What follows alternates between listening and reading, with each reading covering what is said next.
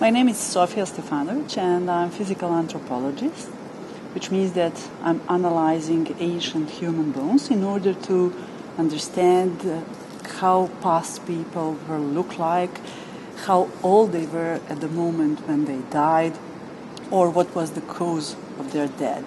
So today, with new methods such isotope and ancient DNA, we can discover huge amount of information about ancient people, as we did in last 10 years in the Danube Gorges. Danube Gorges contain around 300 graves with around 500 human skeletal remains from one of the most important period of human evolution, from 10,000 to 5,000 BC, when we know that humans for the first time experience fertility increase. That period, which we call Neolithic demographic transition, brought dramatic changes in human life and consequently to human biology by introducing new food like domesticated plants and milk. Human biology also started to change, and Danube Gorges material is unique in whole Europe because it allows us to investigate directly how Neolithic transition influenced human biology. In our exhibition, we present you one of the oldest inhabitants of Lepenski Vir, the old man who was buried in a sitting position. He was lived around 8,000 BC, so we suppose that he was hunter-gatherer, but his way of life was quite different.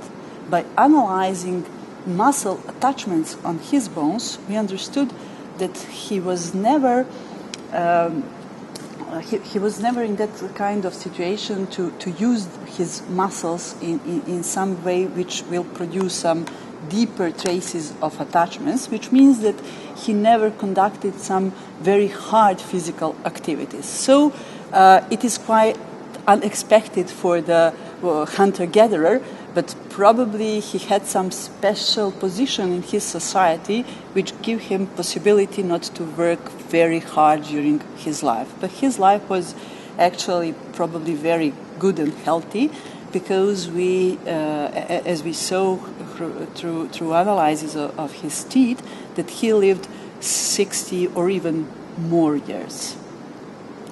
We also present you one of the youngest inhabitants of Danube Gorges.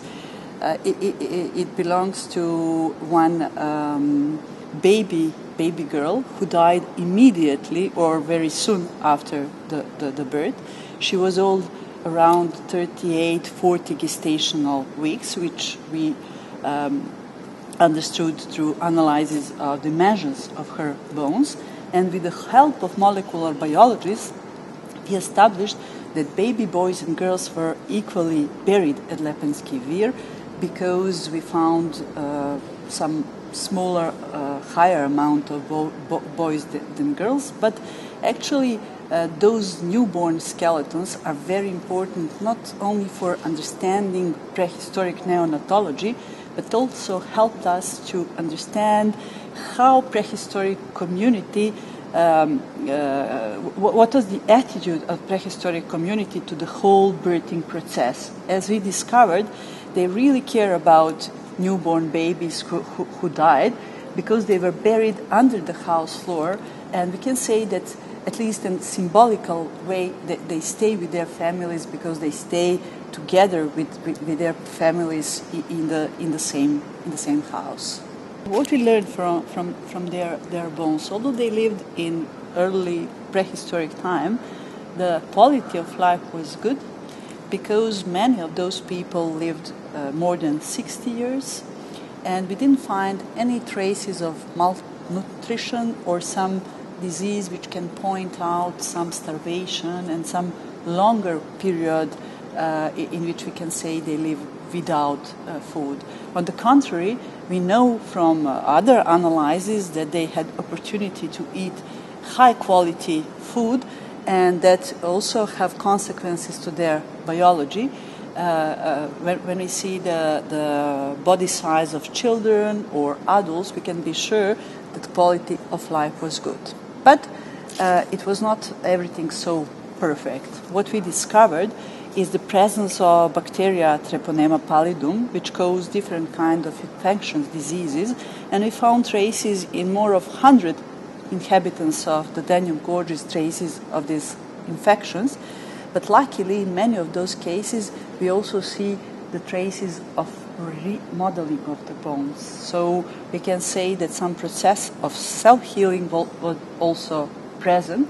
But when we want to say something about the overall health, we really can say that infections were the most dangerous part of their daily life.